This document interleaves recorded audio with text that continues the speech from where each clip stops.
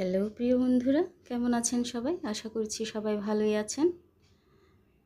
আজ করে দেখাবো আফলাতুন।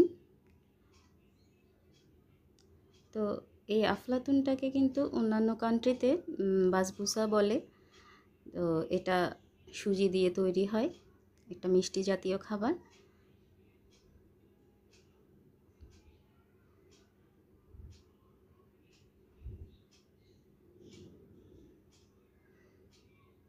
তো আফলাতুন বানানোর জন্য আমি প্রথমে একটা ডিম নিব।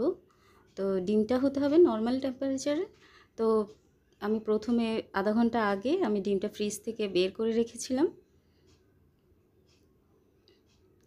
তো ডিমটা ফেটিয়ে নিচ্ছি এখন। তো ডিমটা ভালো করে ফেটানো হয়ে গেলে এখানে দিয়ে দিব হাফ কাপ চিনি।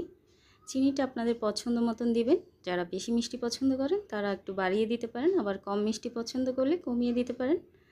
চিনিটা গলে যাওয়ার পর এখানে দিয়ে দিলাম হাফ কাপ টক দই। টক দইটা যখন মেশানো হয়ে যাবে তখন দিয়ে দিব সুজি 1 কাপ পরিমাণ। তো সুজিটা হচ্ছে অ্যাজ ইউজুয়াল যেটা বাজারে আমরা প্যাকেট সুজি কিনি সেটাই। এখন দিয়ে দিলাম তেল। আমি সুজির সমপরিমাণ তেল দিয়েছি, 1 কাপ সুজি দিয়েছি, 1 কাপ তেল দিয়েছি। তো এখানে বেশি মনে হতে পারে তেলটা, আসলে কিন্তু এটা মেশানোর পরে এটা কমে যাবে। আর আফলাতুনে একটু তেলটা বেশি হতে হয়। আর এখন দিয়ে দিলাম এখানে বেকিং পাউডার হাফ চা চামচ। তো এগুলো দিয়ে ভালো করে এটা মিশিয়ে নিয়েছি। তো আপনারা চাইলে এখানে একটু কম তেল দিতে পারেন। তো যেই পাত্রে আমি এটা সেট করব সেই পাত্রে একটু ঘি ব্রাশ করে নিচ্ছি। তো এখানে চাইলে বাটার দিয়েও ব্রাশ করে নিতে পারেন। এখন এখানে কিছু কিশমিশ ছড়িয়ে দিচ্ছি। এখন উপর থেকে আমি সুজির মিশ্রণটা দিয়ে দিচ্ছি।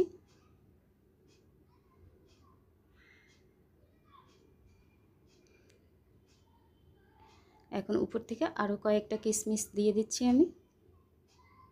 এটা জাস্ট সৌন্দর্যের জন্য, না দিলেও সমস্যা নেই। তবে আফলাতুনে কিন্তু কিশমিশ দেয় দোকানে, মিষ্টির দোকানগুলোতে। তো এখন যেইটাতে আমি এটা বসাবো সেটা আমি 10 মিনিট প্রিহিট করে নিয়েছিলাম চুলায়।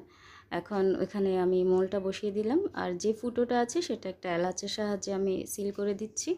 তো মিডিয়াম টু লো হিটে আমি এটা আধা ঘন্টা বেক করে নিব। আর এখানে আমি চিনির শিরা তৈরি করে নিচ্ছি আরেক পাশে। পানির মধ্যে অল্প চিনি দিয়ে আমি শিরাটা তৈরি করে রেখেছি, ঠান্ডা হতে দিলাম।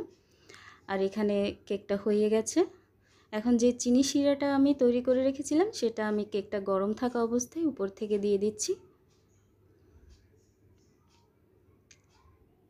এটা গরম থাকা অবস্থায় দিতে হবে, দিয়ে এটা আমি রেখে দিব আধা ঘন্টার জন্য, যাতে চিনি শিরাটা পুরোটাই টেনে নেয় কেকটা।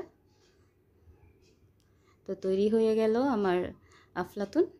এখন পছন্দ মতন শেপে এটাকে আমি কেটে নিব।